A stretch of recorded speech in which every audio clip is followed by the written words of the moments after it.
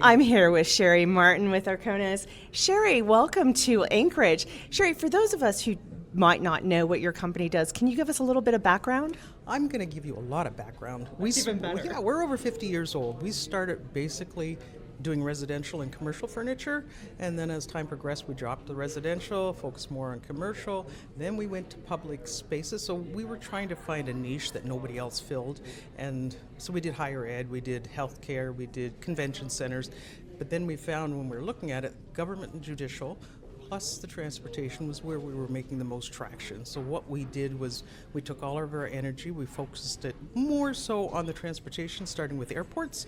And from the airports, we've morphed into, we do the bus terminals, we work with Amtrak, Via Rail, we work with Greyhound. And now for the last 7 years, we've been working with the cruise industry.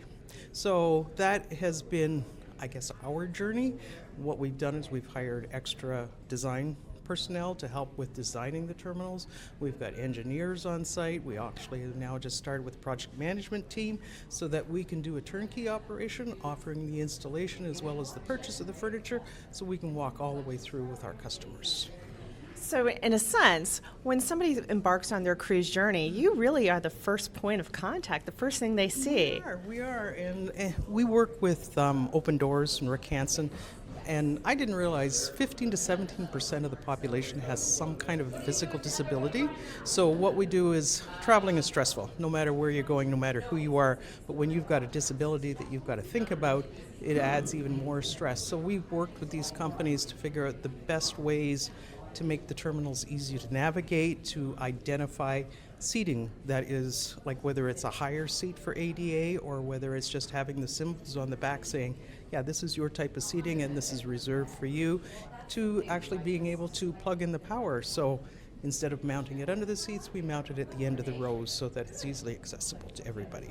So that's basically the goal, is to make the transition from the cab to the terminal, to the ship as easy as possible, just even widening the aisles so that it's easier to walk down, or if you're in a wheelchair, it's easier to roll down.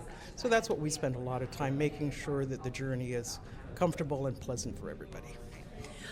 Is there something within your industry that makes an extraordinary difference to passengers and travelers, but they might not think about it? Well, how many people don't charge their machines before they get to where they're going, and now they're looking around for power because they don't have power, they don't have enough power to see them through the next 2 or 3 hours. So power is kind of like the VCR, the beta. It keeps changing, it's constantly evolving. It started out with you needed the AC power, the plug-in, and then from there it went to USB-A, or C-A. USB-A, so it was AC and USB-A, and now it's gone to USB-C, so it's a dance. It's always keeping up with the latest innovation, what's happening, and that's what our engineering team does, is they're listening to the market. So you'll go now and you'll find a lot of places don't even have AC plugs. It's all USB-A or USB-C, and it's great for the international travel because they don't have to carry the little plugs that go with it. They can just use the end of their cord to plug in. Same as wireless. Wireless was not very good when it first started out, but as things have evolved, it's gotten better, so you can just drop your phone and you can charge your phone. You don't need a cord, so it's keeping up with, and that's part of what Arconas means, being the leader. And we try to do that. We try to listen to what the customers want, and we create it in our own little engineering department. Well, as a gold partner of CLIA, it's really great to be able to showcase so many of the industries that support and make up the cruise ecosystem, because I know that when I go into a terminal, I don't really think about those details. I just appreciate them because they're there. So shedding light on that is so important. When it comes to attending a CLIA event as an executive partner, what type of benefits do you receive when you're in places like Anchorage or any other place where we host? Well, it's great because you've got not only the cruise industry here, you've got a lot of ports here as well. And the ports are what have the terminals, whether it's a turnaround port or whether it's a destination port or where you're leaving from. And to me, it's great.